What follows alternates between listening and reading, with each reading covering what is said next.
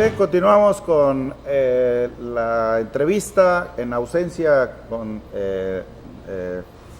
del Bronco. Del amigo El Bronco, como decía la canción, que no estuvo el día de hoy con nosotros, pero estamos hablando en coloquio con Luis Lauro Garza de lo que ha sido la singularidad de esta campaña, y lo que veíamos, uno de los datos fundamentales era qué es lo que va a hacer realmente esta campaña, si casi estaríamos seguros de que va a tener un segundo o tercer lugar, porque parecería que aquí va la campaña con todo, a pelearse el todo o el nada. ¿Tú cómo ves esta posibilidad? No, de hecho, él se va a quedar o con todo o con nada, porque no pasa lo mismo con los candidatos de las otras fuerzas, las que más posibilidades tienen. El PAN y el PRI tienen candidatos a la gobernatura, a las alcaldías y al Congreso. Él es el candidato a la gobernatura, nada más. O sea, si en el caso de que ganara, estaría gobernando él solo o cogobernando él solo con las otras fuerzas, ¿no? en las alcaldías y en el Congreso. Si pierde, lo pierde todo, se queda sin nada, con un capital político muy importante, cualquier cantidad de gente a su alrededor, en una campaña en la que la diatriba importante ha sido que los partidos ya nos tienen hasta el cepillo, que los pinches partidos, porque además así lo ha dicho, no representan a los ciudadanos, hay que sacar a los encorbatados del poder, etcétera, etcétera, y de repente se va a quedar, si pierde, con todo ese capital político, ¿y qué va a hacer? Nosotros nos estamos adelantando mucho, lo importante aquí es todavía, aunque es poco tiempo de campaña, pero todavía le cuelgan 2 meses de campaña. ¿Cómo ves, Eloy, lo que puede ocurrir en estos 2 meses antes de seguir hablando del futuro? Para empezar, tiene 600,000 posibles votantes. Los que suscribieron. No, se suscribieron 350,000, por ahí, más o menos. Las elecciones a gobernador en Nuevo León se ganan con 650,000 aproximadamente votos. Si es así, estamos hablando de que el Bronco tiene ya al menos la mitad de su base de datos con una tendencia muy favorable en su persona, que votarían en dado caso por él el día de la elección, si no lo chaquetean a la mera hora. Pero si no lo chaquetean a la mera hora, sí es posible que en este breve lapso que hay de este día al día de la elección, pueda sumar el resto que le falta de esos 600 y tantos mil electores e incluso poderse llevar la gubernatura. El problema que hay, él tiene una ventaja y una desventaja. La ventaja es que tiene una base de datos con nombres, con registro de direcciones, incluso de teléfonos, de tendencias, como para hacer algo que técnicamente se le conoce como Big Data, que es una cosa preciosa para poder mantener y hacer un partido político que lamentablemente él solo lo ha descalificado, porque dice que él ya no cree en los partidos políticos. Entonces yo no sé qué va a hacer con esa base de datos de más de 350,000 registros, que le funcionan muy bien primero para haber obtenido esta candidatura ciudadana, pero que se puede quedar nada más ahí, o donarlos a alguna causa o a algún otro candidato, por arriba o por abajo del agua. Yo sé que no lo va a hacer porque al menos él se ha estado manejando, me lo ha dicho en sus discursos, lo he escuchado en la prensa con toda la integridad y con toda la honestidad del mundo. Entonces al final no sería capaz de levantarle la mano a nadie, y menos de cederle toda esa cantidad de bases de datos a un candidato en lo particular. Como también ya descartó esos más de 350,000 registros, convertirlos en una base para hacer otro partido político, pues yo ya no sé qué va a pasar con toda esa base de datos. ¿Por qué? Porque también las bases de datos son muy efímeras, también son muy cambiantes, pero es una base de datos que no la tiene actualizada ni el PRI, ni la tiene actualizada el PAN, y ese es el verdadero potencial que podría en dado caso tener el Bronco, que yo lo que creo es que es como los viejos centenarios que tenían nuestros abuelos guardados en una bolsa, metidos, enterrados ahí en su hacienda, y que ahí se quedaban olvidados. Yo creo que todavía están ahí enterrados y sepultados porque eran muy valiosos, pero no sabían qué hacer con él.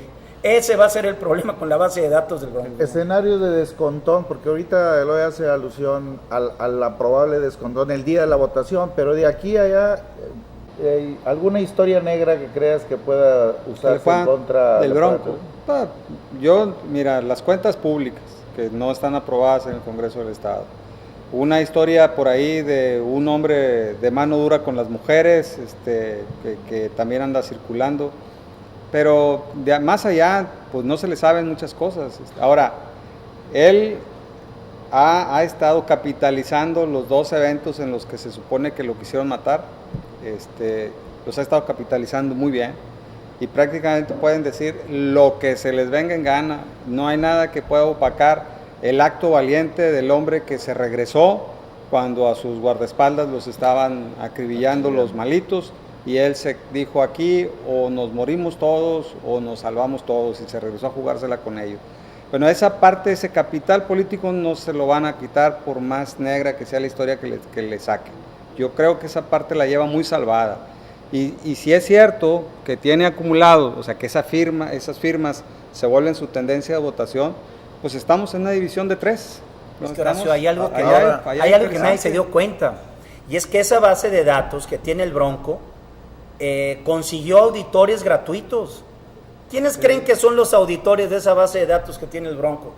La misma Comisión Estatal Electoral, hombre, que con nuestros propios impuestos los convertimos en auditores sin querer ellos mismos, y siendo los auditores más abogados del diablo de esas bases de datos, y consiguieron una depuración estupenda de esa base de datos del Bronco. Ahora, esa es nada más la primera parte, porque la segunda parte es la capacitación de todos los representantes de casilla del Bronco, que ahí sí, como él diría, hay que pelársela, son los términos que él maneja, no van a creer que es tu lenguaje, no van a creer que es mi lenguaje, pero para poder capacitar a todo ese ejército de representantes de casilla, una, no es fácil; 2, se requiere muchísimo dinero; 3, yo no sé si cuente o le alcancen las cuentas para poder llegar hasta el día D; y 4, las traiciones siempre están a la orden del día en ese día D.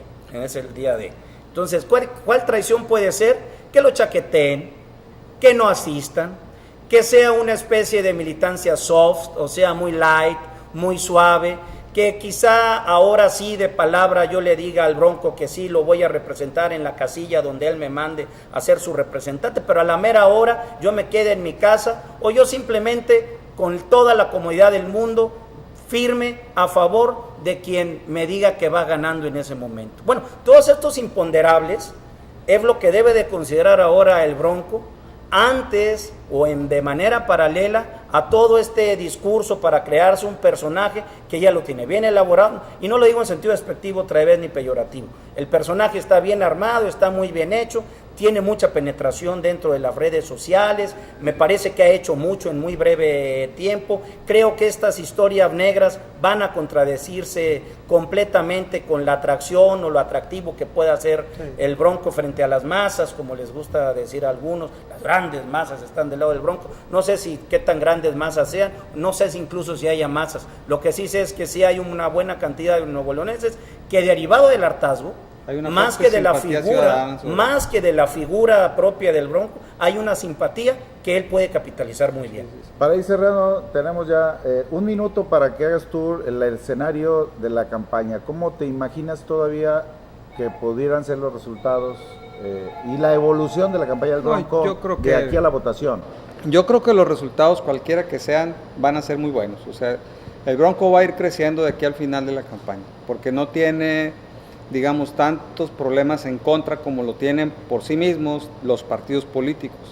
O sea, él como personaje, así como este personaje campirano, con el que todo el mundo se identifica, porque si bien es cierto, nosotros somos citadinos en la mayor parte en el estado de Nuevo León, también es cierto es que hay una tendencia de simpatía hacia el pelado simpático norteño de sombrero, y ¿no?